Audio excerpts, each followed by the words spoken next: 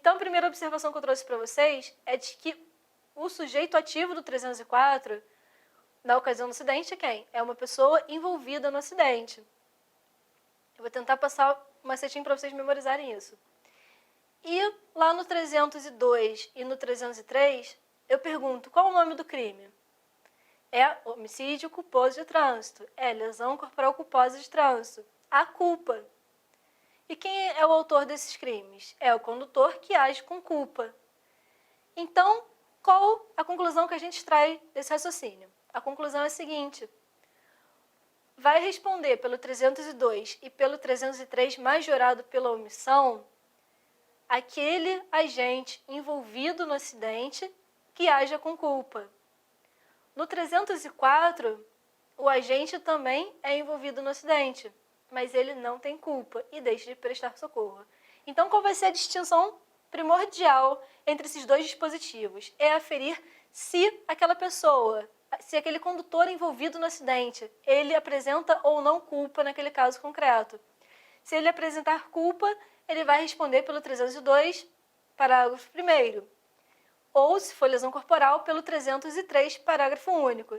E se ele não apresentar culpa, ele vai responder pelo artigo 304. E aí surgem outras possibilidades. Em relação a esses dois dispositivos, eu falei que é a pessoa envolvida no acidente. Mas e se for outro condutor que não está envolvido no acidente?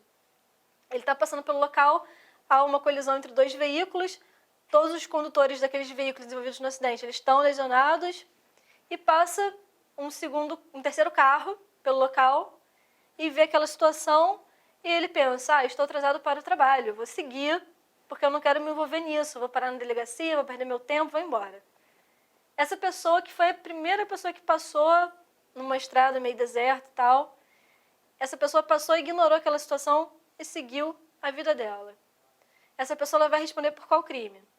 Ela vai responder pelo 302, 303, ou pelo 304, ou pelo quê? Essa pessoa ela não está envolvida no acidente. Então, eu já afasto todos esses dispositivos do Código de Trânsito. Apesar dela estar na direção de veículo automotor, mas ela não está envolvida no acidente. Então, essa pessoa ela vai responder pela omissão genérica do artigo 135 do Código Penal, que é a omissão de socorro, justamente por não estar envolvida no acidente. E, de igual maneira, aquela pessoa que não esteja na direção de um veículo automotor, está a pé, está passando pelo local e vê aquilo e da mesma forma ela opta por se omitir, ela segue lá seu destino.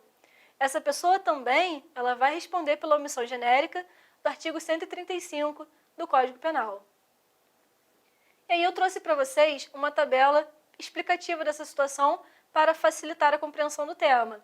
Então, do primeiro lado da tabela, eu trouxe para vocês a parte em que o agente responderá, ou no caso do homicídio culposo, pelo artigo 302, parágrafo 1º, inciso 3, ou, na caso da lesão corporal culposa, pelo artigo 303, parágrafo único.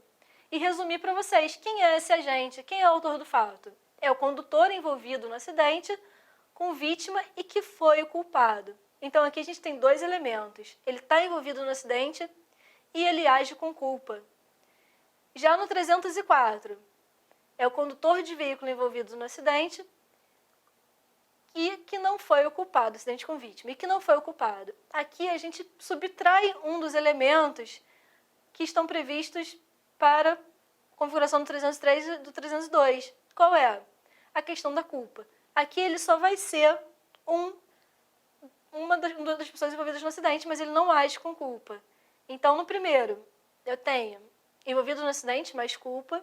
No segundo, eu tenho apenas envolvimento no acidente. E no terceiro, que é a omissão genérica do Código Penal, eu vou subtrair todos os elementos. Ele não está envolvido no acidente e ele também não age com culpa. Então, são condutores de outros veículos não envolvidos no acidente ou pessoas que não estejam na condução de veículos automotores. Então, com isso, fica muito fácil a compreensão do tema e esgoto-se eventuais dúvidas sobre a matéria.